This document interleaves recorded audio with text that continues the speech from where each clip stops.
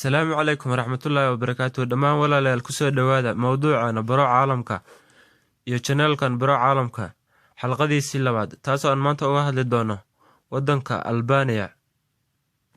Calanka wadankaas waa calan aan sharax badnayn oo gaduudan, waxaa ku sawiran galeer laba madax leh. Gaduudku wuxuu u taagan yahay geesinimo. Galeerka labada madax leh waa calaamad taariikhi u ah dadka Albaniyaanka. Wadanka Albania wuxuu ku yaalaa koonfurta gobolka la isku dhaho Balkan, waxayna xuduud la leedahay wadamada kale ah Greek, Montenegro, Macedonia iyo Kosovo. Dhulka wadanka Albania boqolkiiba 70 waa buuraley, boqolkiiba 25 waa caroosan ama dhul beero ku fiican. Dadka Albaniyaanka waxay aad u beertaan dhulka, aad bayna ugu tiirsan yihiin. Dalka Albania waxaa wali ka dhisan dhufeysyo gaaraya 700 oo kun oo laga dhisay wadankaas xilligii dagaalkii labaad ee adduunka.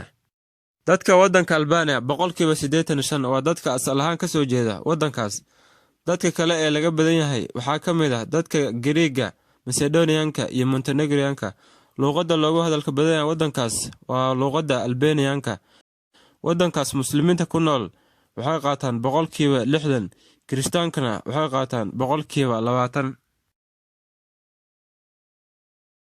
wadanka Albania waxay ka mid ahaa jirtay boqortooyadii Cusmaaniyiinta. Kadib markii boqortooyadaas ay dhamaatay, waxay qaadatay habkii dawliga ah ee la dhihi jiray hanti wadaag. Saaxiibka ugu wanaagsan ee wadanka Albania waa wadanka Kosovo oo mardhow ka go'ay wadanka lagu magacaabo Serbia.